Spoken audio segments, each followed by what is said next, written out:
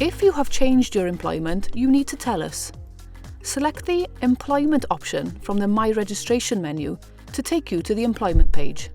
Please note, if you are changing to a role which requires a different registration, you will need to also submit a Change in Registration form. This can be done via the My Notifications tab. Here you will see your current employment record. If you have more than one employer, you need to add the details of your new employment. To do this, click the Add New Employment Details button on the page.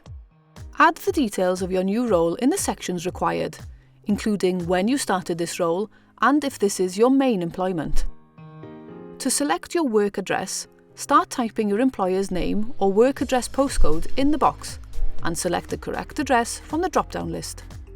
You will then need to select what setting you work in and with whom. Click Save and Close to add this employment. Please note that it's important you tell us when you finish in a role. If any of your other employment records have ended, please make sure you update this on your account. Your new employment will now show in your current list. To add an old employment, click the arrow and select End Employment. You will need to tell us the date you left and select the reason for leaving from the drop-down list. Click Save and Close to return to the employment page, where the ended employment will now not show in your current list. Please remember to select a new main employment if you are ending an old one.